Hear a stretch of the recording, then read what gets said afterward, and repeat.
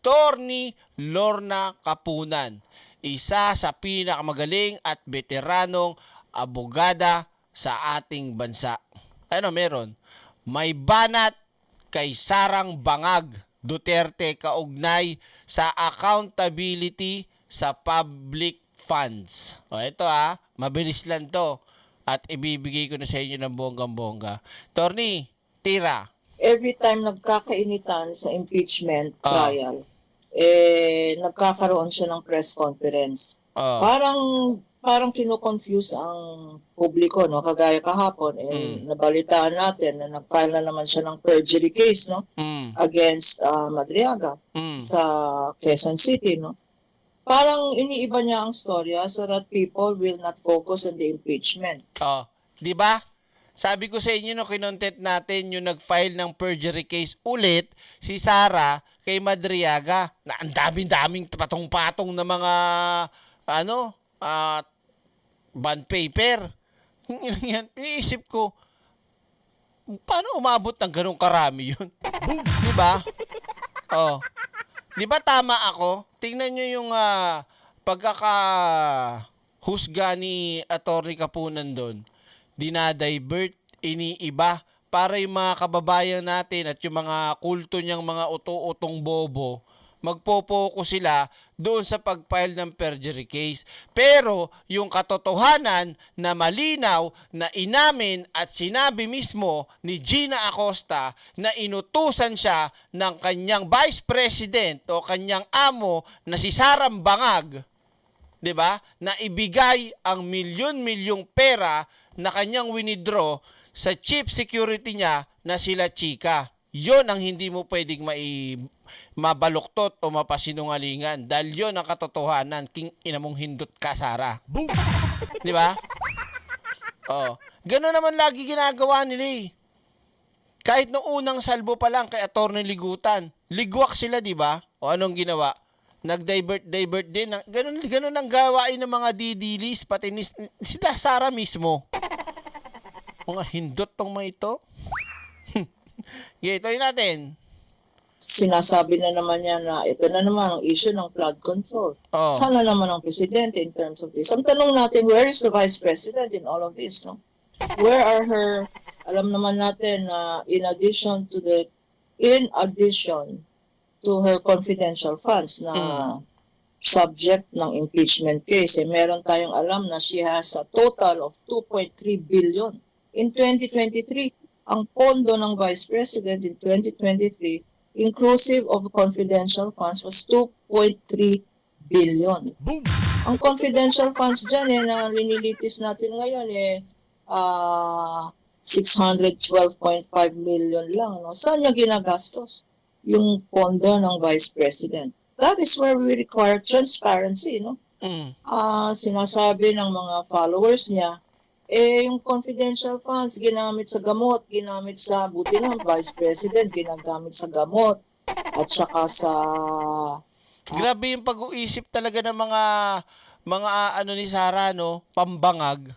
Porket sinabing binili ng gamot, tuwan-tuwa na sila. Tandaan nyo, pera natin lahat yan. Ngayon, hindi nila naisip anong gamot ang binili, magkano ang binili, saan binili, asan ang resibo. Ito lang mga kababayan ko, talaga 'di ba? Sinasabi pa nung ibang abogado ni Sara na o kahit yung mga didilis, sinasabi nila yung nag-aakusa ang dapat daw magpatunay. Totoo naman 'yon, 'di ba? Pero sa sitwasyon ng impeachment at sa sitwasyon ni Sara Duterte, depende sa pagtatanong para masopla yung sinasabi nilang ang magpapatunay yung nag-aakusa.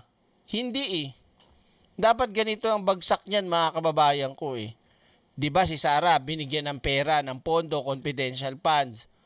Talagang pag sinabi mong nagnakaw ka, kailangan mo patunayan. Ulitin ko si Sara binigyan ko si Sara ng pera, bilyon-bilyon. Okay? Maliwanag. Pag sinabi ko sa kanyang, ninakaw mo, kailangan kong patunayan. Pero pag sinabi ko sa kanya, na kung yung confidential funds na yon ginastos niya, ang tanong doon, nasa ng resibo ng binilan mo? Sino magpapatunay ngayon? Di ba? Di ba yun ang maganda, di ba? Dapat? Oh. Tama ba ako mali? Wala kang papatunayan doon. Ang magpapatunay, si Sarah. Asan ang resibo? May sukli pa ba? Bakit kulang to? Ba't iba nakasulat dito?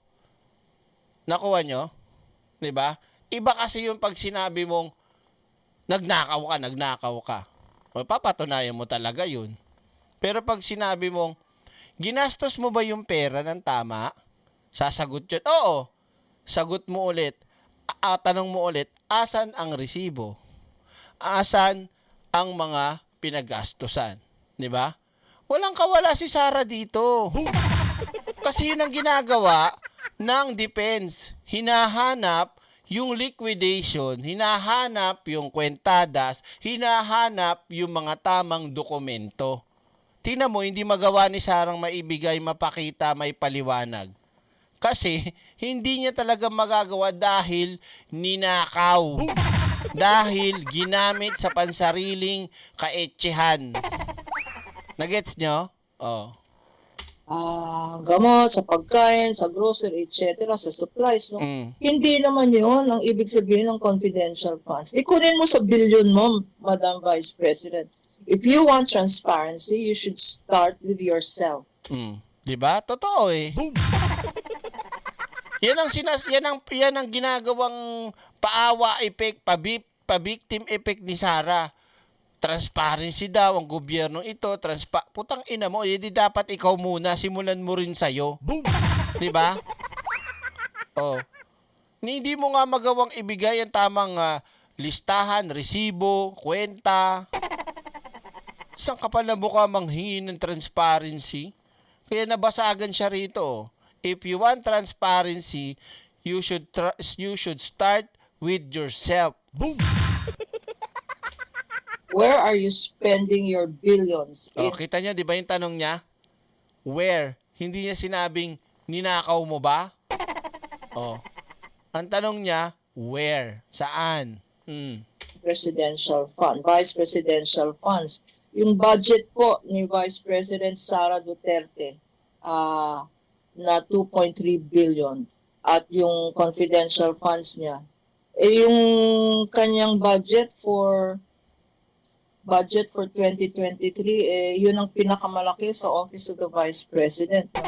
At wag natin i-blame ang President or the budget or Congress for giving her confidential funds. Ibig sabihin ba, pag binigyan ka ng confidential funds, regalo yan sa iyo, Madam Vice President.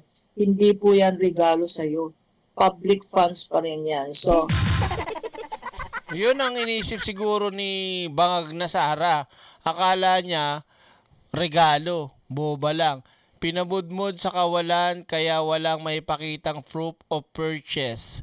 Sa raffle nga, dapat may proof of purchase ng sponsor eh. Di ba? Wala naman talagang resibo pagkwenta dahil magnanakaw nga ni.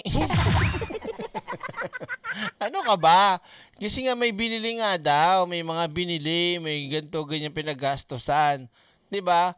Yun ang hinihingi ng taong bayan. Paliwanag mo, asan ang resibo, asan si ganto, asan to, ganto. Wala eh. Oo. Pagsusoli nga ng pera, hindi pa rin magawa. Eh bakit? Malamang naubos na. 'Di ba? Oo. if you are pointing a finger at all other government agencies, there are three fingers pointing back at you.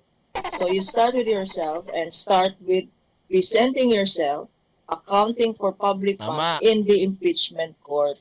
Wag po kayo mag-press conference kasi hindi po yan ang korte ng bayan. Ang korte ng bayan ay ang impeachment court para sa accountable funds. Okay, na-contempt order na ako ng Senate. So maliwanag naman sa inyo mga kaiksena yung sinasabi ni Mama Attorney Lorna Kapunan. Okay? Okay tayo dyan? Oh, kaya kung ako sa iyo, Sara, sumuko ka na. Kaya, pumunta ka rito, sumuko, sumurrender. tatay ninyo si Lucifer. Tatay ninyo siya eh. Tinalo ko na yan rito eh. Ha? Oh, pag di kayo sumunod sa akin, di kayo pupunta ng langit. Oh, praise the Father. Praise the Father.